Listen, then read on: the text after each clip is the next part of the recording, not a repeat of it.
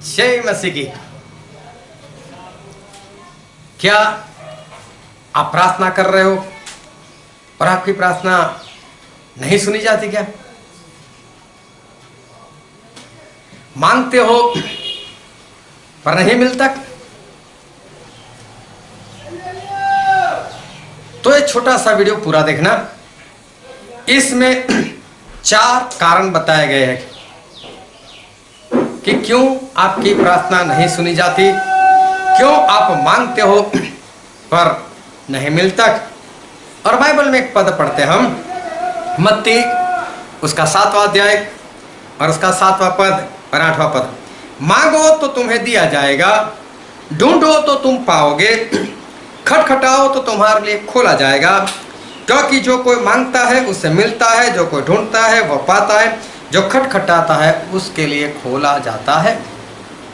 ये परमेश्वर का वचन है।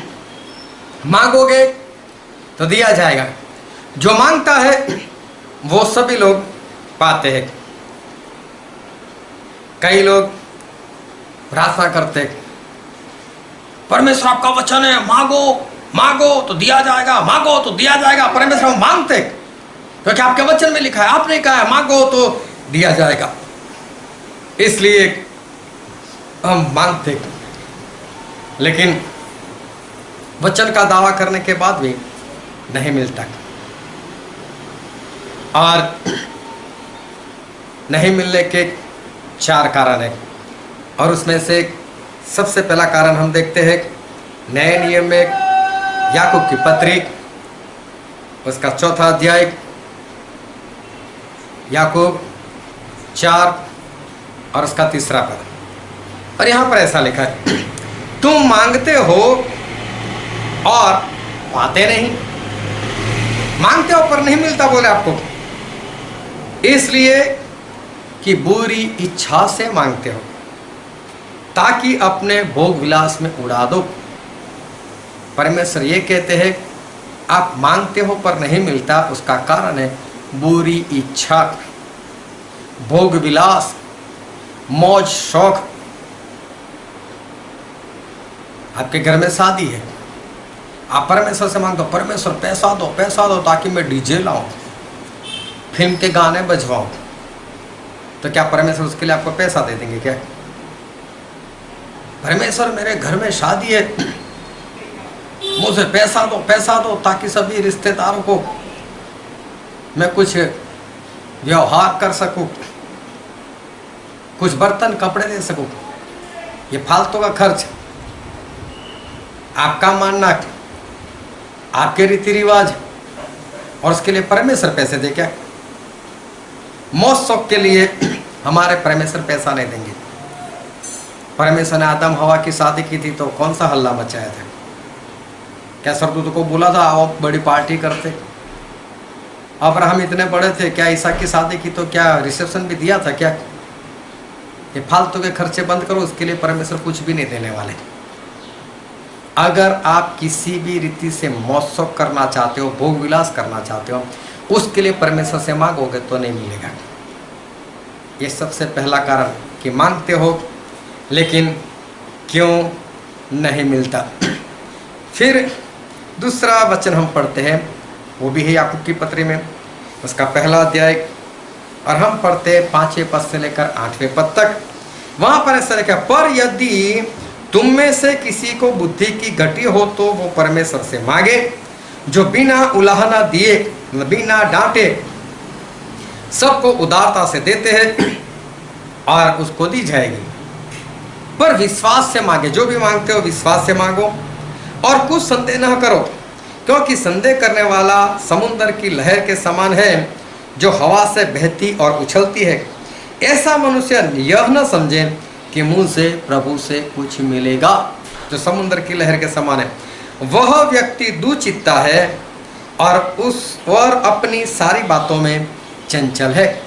जो इंसान दुचित्ता है, दो मन वाला, दो चित्ता में दो मन वाला, कैसा होता है? समुद्र के लिए दूर से आते ऐसे उछल कर, ऐसा लगता है जो समुद्र को छोड़कर कहीं दूर निकल जाएगी, लेकिन जैसे ही किनारा आता है उछल कर ऐसे ही वापस अंदर। उसका इरादा ऐसा लगता है जैसे बहुत दूर चली जाएगी, होता नहीं ऐसा।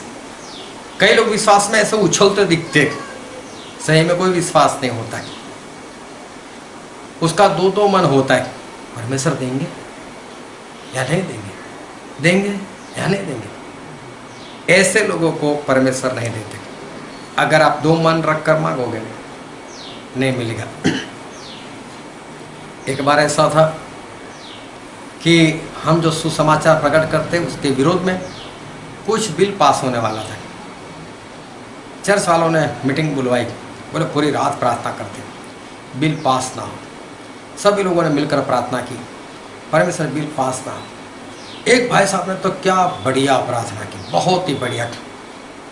और जब सुबह हुई, प्रार्थना मीटिंग खत्म हुई, हम दोनों आपस में मिले। तो भाई साहब ने मुझसे कहा, वैष्णवी भाई क्या लगता है बिल पास होगा या नहीं होगा? मैंने बोला पूरी रात में प्रार्थना की, कैसे पास होगा? बोले नहीं यार, उन्हीं की सरकार है, बिल तो पास हो ही जाएगा। दो चित्ता। ऐसे लोग कभी भी प्रार्थना करें दो मन रखकर, उनकी प्रार्थना कभी भी नहीं सुनी जाएगी। तो ये दूसरा कारण है।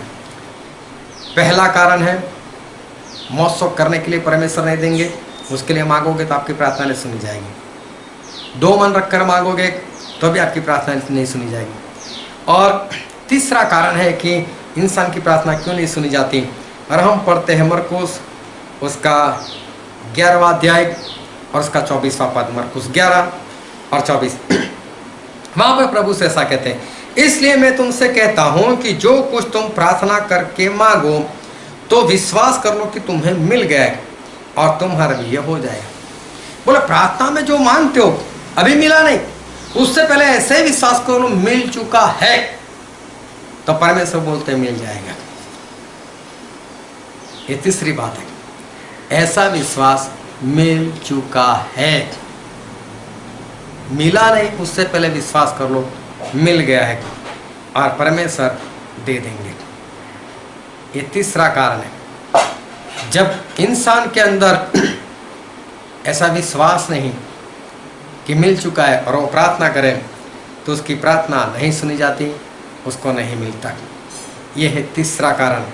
एक चौथा कारण हम देखते हैं बाइबल में, और नए नियम में लूका उसका 18 अध्याय, और हम पढ़ेंगे पहले ही पद से, लूका 18:1-5। फिर प्रभु यीशु ने इसके विषय में कि नित्य प्रार्थना करना और हियाव न छोड़ना चाहिए एक दृष्टांत कहा कि किसी नगर में एक न्यायी रहता था, मतलब जज रहता था, जो न परमेश्वर से डरता था न किसी मनुष्य की परवाह करता था। यह अच्छा इंसान नहीं था, जज था। वो ऐसा इंसान नहीं था कि परमेश्वर से डरे और इंसान की परवाह भी नहीं करता था। फिर ऐसा लिखा है, और उसी नगर में एक विधवा भी रहती है जो उसके पास आकर कहा करती थी, मेरा न्याय चुका कर मुझे बचा। वो बार बार बोलती थी, मेरा न्याय कर, मेरा न्याय कर, मेरा न्याय कर।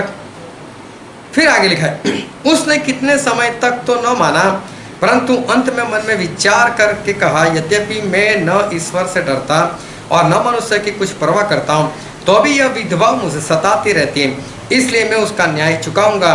कहीं ऐसा ना हो कि घड़ी घड़ी आकर अंत को मेरे नाक में दम करे। अभी हम समझते हैं दृष्टांत क्या है।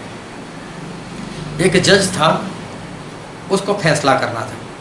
वहाँ पर कोई विधवा थी, उसका केस इसके हाथ में था, लेकिन ये इंसान ऐसा करना नहीं चाहता था।